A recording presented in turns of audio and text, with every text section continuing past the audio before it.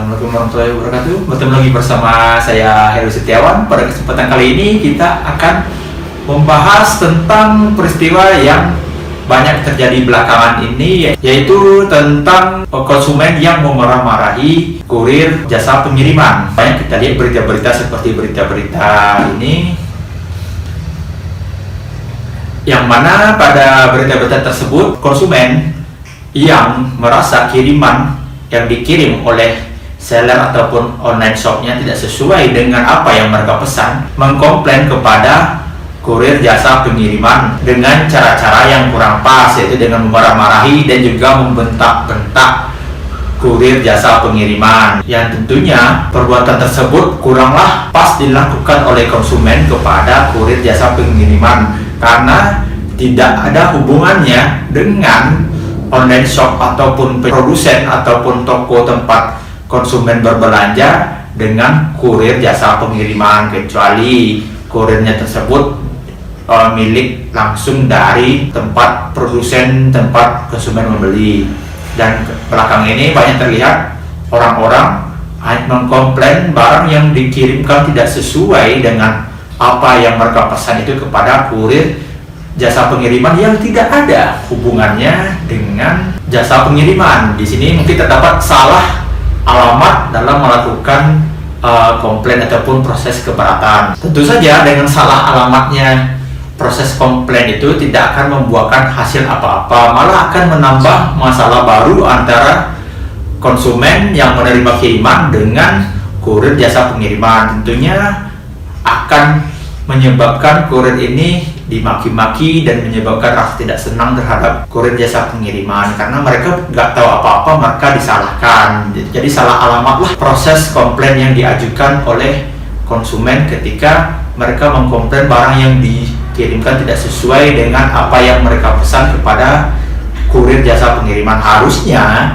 konsumen mengkomplain barang yang tidak sesuai itu ke tempat mereka berbelanja ataupun ke toko online yang tempat mereka berbelanja tersebut, karena mereka lah yang mengirimkan barang tersebut melalui jasa pengiriman, bukan jasa pengirimannya yang disalahkan, tapi toko online-nya silakan dikomplain lah kenapa tidak sesuai apa yang saya ini ya, si A yang saya pesan kok B yang saya terima. Silakan dikomplain, nanti diikuti saja proses berikutnya terkait bagaimana hasil komplainnya tersebut. Jangan sampai kurir dijadikan tempat kita menumpahkan amarah karena tidak sesuai dengan apa yang kita pesan. Kasihan juga kurir, mereka mencari uang dari mengirim-ngirimkan barang. Pas mereka mencari uang, mereka malah dimarah-marahi, dikomplain terkait dengan isi kirimannya, yang sejatinya itu bukanlah tanggung jawab mereka. Akan tetapi ketika bungkusannya rusak, sobek-sobek, ataupun kesalahan dalam proses pengiriman ataupun dalam proses ekspedisi, bisa jadi itu menjadi tanggung jawab kurir. Tetapi ketika kesalahan isi tidak sesuai dengan pesanan dan apa yang dikirim, itu bukanlah kesalahan dari kurir. Maka akankah lebih bijaknya kita melihat suatu permasalahan itu dengan kepala dingin, jangan langsung marah-marah. Sudah perundang-undangan juga melindungi konsumen dari praktek-praktek curang. Salah satunya itu adalah dalam Undang-Undang Nomor 8 Tahun 1999 tentang perlindungan konsumen. Di sana mengatur hak-hak konsumen dan perlindungan yang didapat oleh konsumen terhadap produsen jika seandainya terjadi permasalahan barang yang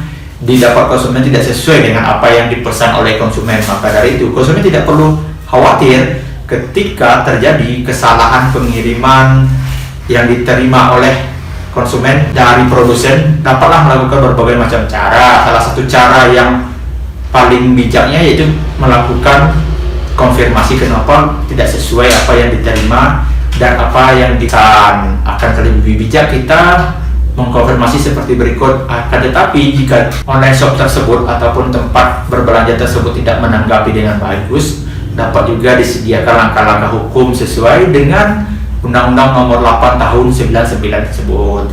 Maka dari itu, alangkah lebih bijaknya kita sebagai konsumen dalam menyikapi permasalahan terkait dengan barang-barang yang dikirimkan tidak sesuai dengan apa yang dipesan, tidak langsung emosi dan tidak memarah-marahi kurir, karena kasihan juga kurir dimarahi, mereka cuma ngantar, malah mereka dimarahi. Tetapi bagusnya kita mengkomplain terlebih dahulu ke tempat kita berbelanja ataupun juga ke toko online tersebut.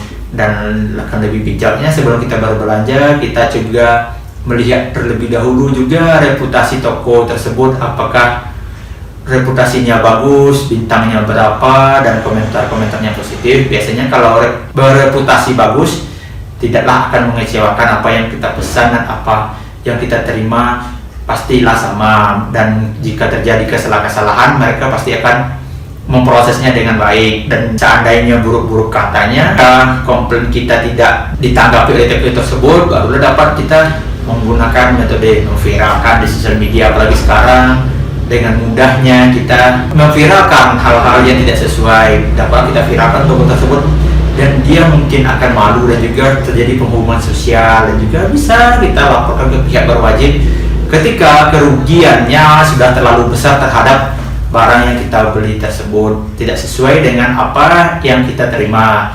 Itulah langkah-langkah yang mungkin dapat kita tempuh ketika terjadi permasalahan-permasalahan dalam transaksi jarak jauh menggunakan jasa kurir. Jangan sampai kita bertindak sembrono dengan memarah-marahi kurirnya, apalagi sampai mengancam. Itu kan nanti akan menambah permasalahan bagi diri kita sendiri dan juga bagi sang kurir. Dan untuk kita semua, mungkin kita akan lebih bijak lagi dalam menggunakan media internet ini. Jika kita baru menggunakan, kita lebih bagusnya kita belajar dan bertanya kepada orang-orang yang lebih mengerti. Bijaklah dalam bertindak akan menentukan bagaimana diri kita, termasuk kita bijak dalam bertransaksi secara online agar tidak menimbulkan hal-hal yang tidak diinginkan. Mudah-mudahan saja dari kejadian-kejadian telah lalu menjadi pelajaran bagi kita semua untuk kita lebih bijak dalam menggunakan internet, terlebih dalam bertransaksi online, juga dalam menyikapi permasalahan jika terjadi hal-hal yang tidak diinginkan dalam transaksi kita. Jangan sampai terjadi lagi kita memarah-marahi kurir. Banyak langkah-langkah yang ada, dan ketika kita bersikap bijak, insya Allah semua permasalahan akan terselesaikan dan juga tidak ada yang dirugikan, baik itu dari penjual, pembeli, ataupun dari kurirnya itu sendiri. Demikian video singkat dari saya tentang permasalahan yang banyak terjadi belakangan ini. Yang intinya kita harus lebih bijak lagi dalam menghadapi suatu permasalahan. Jangan mudah terbawa emosi. Kita tenang dan kita urai permasalahan itu. Itulah jalan terbaik untuk menyelesaikannya. Emosi tidak akan dapat menyelesaikan permasalahan, termasuk permasalahan dalam transaksi online. Terima kasih.